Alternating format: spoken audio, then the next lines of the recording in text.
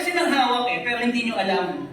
Pero yan yung puso nila. Merong laman yung puso nila. Pero mukha bang maganda yung laman ng puso nila? Brother Jay, mukha bang maganda? Masaya ba sila? Yes! Sige nga, tingnan natin yung saya ng puso nila. Wow! Grabe, no? Masaya ba sila?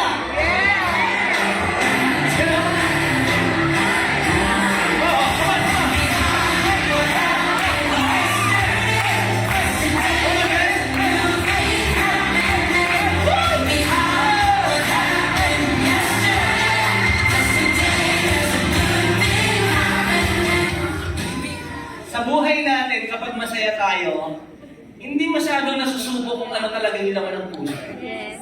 Hindi mo talaga masyadong makikita kapag masaya nangyayari sa buhay. Yes or no? When everything is going well, maganda ang grade mo, di ba? May sweldo, nabayaran ng mga bills, there's merriness in our heart. Happy! Kailan natetest ang laman ng ating puso? Kapag may dumarating ng mga malalaking problema. Tama ba? Sige, come on. Kahit na. Sige na. As we go into this life, bigla na lang may papasok na malaking problema.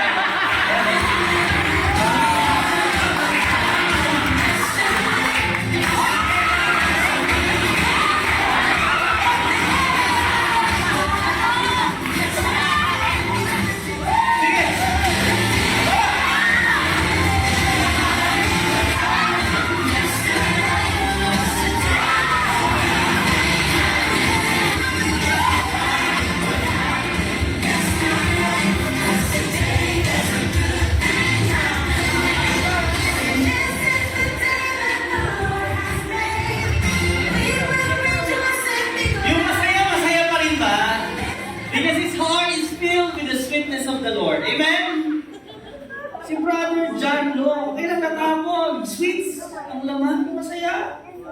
You know, malalaman mo lang ang laman ng puso kapag binabangga ka. Pag may umayanig sa buhay mo. Amen? Amen. At tunay na, ang laman pala ng puso kay Brother JB, pera. Nakalimutan ng magpuri sa Lord kasi ang focus niya na kumuha ng pera. Eh, siya ako. Kapaitan ng dala. Bitter. Kape mapait. Basura. Makapag-worship pa ba pag may bitterness? Lalabas eh. Lalabas at lalabas ang laman ng puso. Kaya the question is, God tests our hearts. Anong laman ng puso mo? Palampakan natin ang Panginoon. Salamat mga brothers.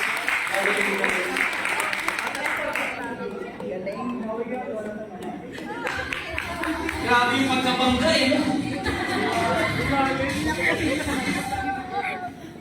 Let's read Psalm 119, 9-11. Come on everybody.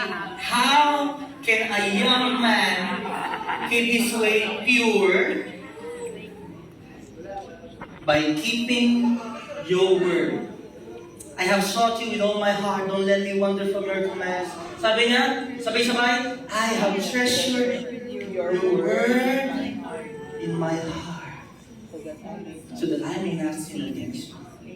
Kapag laging naman ang puso mo salita ng Diyos, kahit banggaling ka ng pagsubok, magiging maganda pa rin ang pag-uuri mo sa Lord.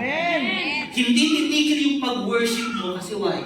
You know that God is worthy of your worship. Because your word of God is in your heart. Pero kapag ang laman ng puso mo, galit, puot, masagi mo lang yan, matamaan lang ng kaunti, lalabas at lalabas ang galit. Kaya let us be professors who take tests. Saan? Sa heart natin. Ano naman ang puso ko, Lord? May galit ba dyan? Kasi pag binangga yan, lalabas talaga yan. Kapag na-offend ka, ayoko na. Pero kapag laging laman ng salita ng Diyos, kahit anong bangga, kahit anong problema dumating, may kagalakan pa rin ang gagawin sa mga. Amen? And finally, sige palakpakan natin si Lord.